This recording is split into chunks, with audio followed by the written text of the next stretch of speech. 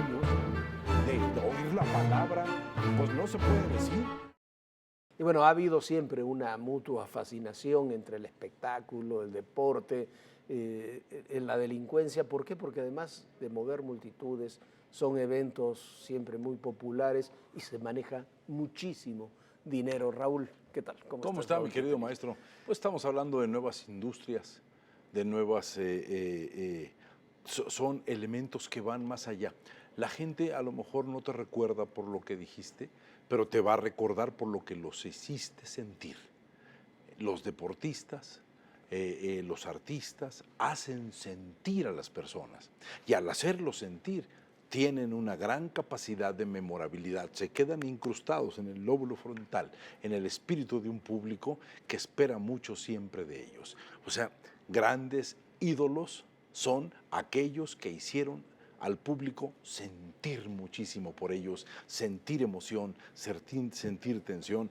Y México ha tenido grandes ejemplos de ídolos que han hecho sentir mucho a su afición. Pero también hay muchos ejemplos de ídolos que les encanta caminar en la línea, ¿no? Ah, maestro. O sea, sobre todo cuando, ¿no? Quizás el caso de Julián es muy claro, cuando vienes muy de sectores muy humildes, caminar entre la legalidad o la ilegalidad Donde ese tipo es de muy música, difícil. El caso de Maradona, de tantos exactamente. otros personajes, ¿no? Sí, mire, ha habido siempre una especie como de atractibilidad entre una serie de sectores y la música de la banda. La música de la banda ha avanzado o evolucionó de una manera muy peculiar, porque cuando inició era una réplica de una serie de bandas alemanas y era una réplica de bandas del Imperio Austrohúngaro, y después fueron conectándose con ciertas letras Alejando mucho del imperio. con ciertas letras que ya eran narrativas de historias de personas que estaban alejadas de los procesos de la justicia o que buscaban justicia fuera de la justicia. Y entonces en ese momento la música de banda se convirtió como en una especie como de juglares, transmitían información, decían cosas, nos contaban, nos enterábamos de la existencia de personas por eso. Pero mire, yo le quiero poner ejemplos que yo creo que son fascinantes, graciosos. Hubo una mujer de conocido apodo que se le llamó la bandida. Ella tenía Principios del siglo sí, XX. hombre, y ella tuvo una de las casas de cita más famosas de todo este país. En esas casas de cita llegaban Pedro Vargas, Agustín Lara, Toña la Negra, políticos como Maximino Ávila Camacho. Bueno, la crème de la crème se reunía ahí todas las noches. Se decía que ese lugar de la bandida era un centro donde se espiaba a una serie de personas y que la bandida era parte o era la que manejaba todo este tipo de cosas para manejar información y poder darle información al gobierno. Pero lo interesante de la bandida es que en sus años mozos fue miembro de la banda del automóvil gris. ¿Sí? Entonces, famosísima banda de delincuentes, claro. yo creo que es un mito en la historia mexicana, la banda del automóvil gris. Ella Sí, fue parte de fue esta... Juan Orol, ¿no? El que hizo la Fue el maestro y luego hubo antes una versión muda a la cual ahora le dan música y cosas así por el estilo, pero es un mito. Bueno, la bandida antes participaba en la banda El Automóvil Gris, después compuso canciones que ahora son cantadas por ídolos actuales, pero esta señora entró de lleno a darle información al gobierno sobre las personas que sucedían ahí. O sea, elementos verdaderamente notables. Otra anécdota de principios de siglo, no en México, en el extranjero. Uno de los casos más famosos del deporte universalmente, las Medias Blancas de Chicago, claro. en una serie mundial, venden su capacidad, le entran al juego de las apuestas, que eso Compra se la ha mafia. sido una industria, maestro. Y entonces en el juego de las apuestas, un equipo de gran capacidad empieza a cometer errores infantiles, empiezan a someterse a presiones infantiles y todo termina en una investigación policial y ahí se dan cuenta de que las Medias Blancas de Chicago fueron un equipo que se puso de acuerdo con el mundo de la mafia, de la apuesta, y de ahí salió que las Medias Blancas se convirtieron en un equipo que se le llamó las Medias Negras de Chicago para vergüenza de esa ciudad. Un equipo que siempre ha tenido como tradición el juego de la pelota, como le decimos todos los que somos aficionados al béisbol. O sea, siempre ha habido esa conexión porque representan mucho dinero y representan confiabilidad. Y representan poder, el poder que tiene el deporte, el poder, y estamos hablando, ese juego fue a principios de siglo, ¿no? Fue Años 20, la Serie 30. Mundial en los 20 En los está 20, situada la Serie Mundial de las Medias Negras de las Chicago, medias para negras. vergüenza de la ciudad de Chicago. Pero siempre han tenido ese poder y siempre ha habido personajes que han querido acercarse.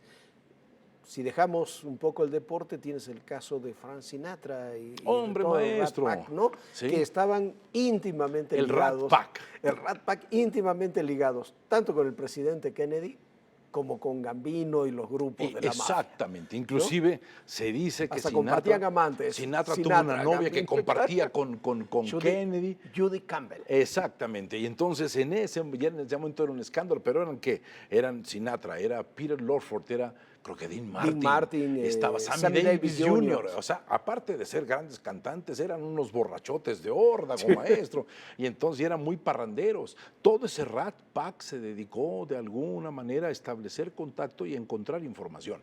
Bueno, el macartismo, ¿de qué se agarra? Se agarra de los grandes artistas. De los grandes artistas que por ser conocidos en todos lados manejaban muchísima información. Entonces ahí tiene usted al gran cowboy, al héroe norteamericano, a John Wayne, ¿sí? Al mismo Ronald Reagan, luego celebérrimo presidente de la República por los Estados Unidos. La situación de Tyrone Power. Tyrone Power dio cartas de recomendación junto con Paul Getty, el gran millonario, para que entrara a México una gran espía alemana que se llamó Hilde Kruger.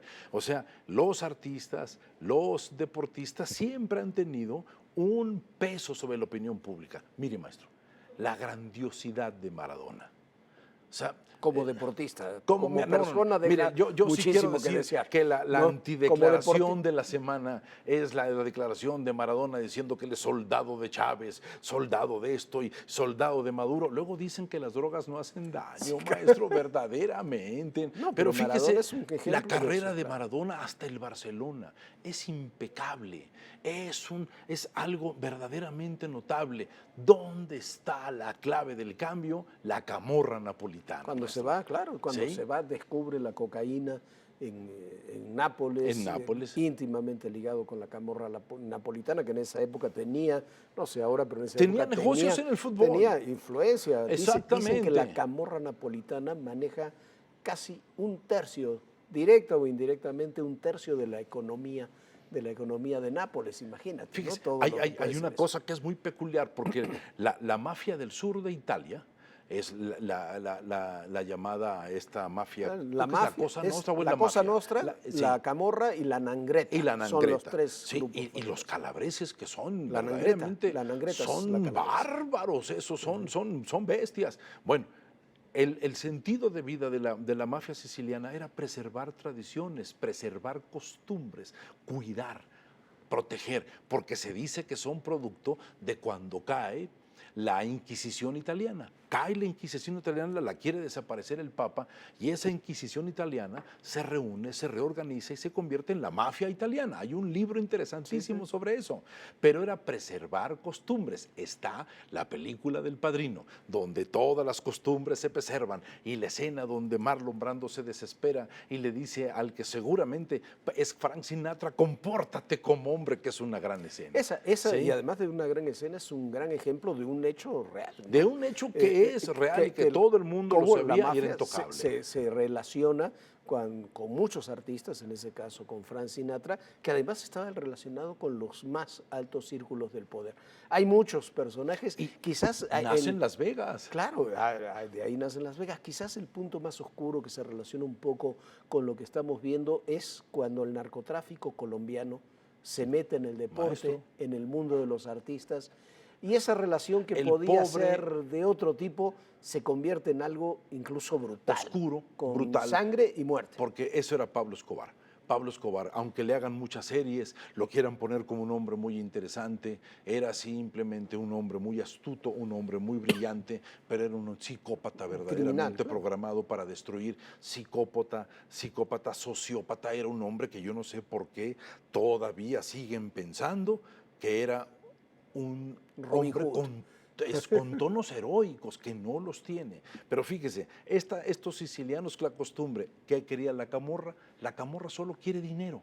Entonces, dicen ahora los estudiosos de la camorra, sí, que el mundo o Italia está sufriendo la napolitización de las cosas, que ha influido hasta en la modificación de eso. Y el ejemplo lo tiene en este proceso no solamente ya una persona, vamos a un equipo entero, la Juve, la Juventus, la vecchia signora, que tiene que pagar por procesos de insinuación, de manejo de apuestas. La Juve, que es la eterna campeona, baja a la segunda división, tiene multas de miles de millones, verdaderamente aquello es espeluznante. Ahora, no hablemos solamente de conexiones de fascinación, lo grotesco, el caso de O.J. Simpson con su esposa Claro. Nicole Brown. Maestro, si uno revisa, uno piensa que es imposible defender ese caso.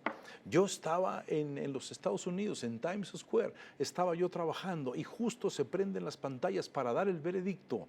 Se le da la inocencia a Simpson y me tocó ver la población de color festejar a gritos y la población blanca insultar, pegar de gritos todos en esa plaza. ¿Por qué? Porque lo que logró que Simpson saliera fue la habilidad de sus abogados, pero también la presencia de un héroe norteamericano. Era considerado un héroe. Todo el gran panteón olímpico de los héroes sale del deporte, sí, claro, sale de esa industria. Yo siento que el siglo XXI tendrá una industria poderosísima en el entretenimiento de la sociedad. ¿Sí? Y cuando uno ve las cifras que se pagan en el deporte y en el espectáculo, no puede llegar a otra conclusión que todo el dinero, buena parte de ese dinero sin duda es legítimo, pero tiene que haber un volumen de dinero que tenga otro tipo de fuentes. O que es muy sencillo poder manejar un tipo de fortuna que no sabemos de dónde viene en todo un proceso que es absolutamente dinámico. O sea, lo que está sucediendo en estos últimos casos... Queda ya menos de un minuto. Lo que está sucediendo ya en estos últimos casos es ya ver a personas que en la deidificación de héroes, a lo mejor ellos tienen un problema, pensar que pueden hacer cualquier cosa. Y siempre debe uno tener la conciencia, te dediques a lo que te dediques, hagas a lo que hagas, saber que todo en la vida tiene el límite. Y el límite, el valor de tus límites será el valor de perdurar en la memoria y en la historia de los seres humanos. Gracias, Raúl. Gracias a usted, mi querido maestro.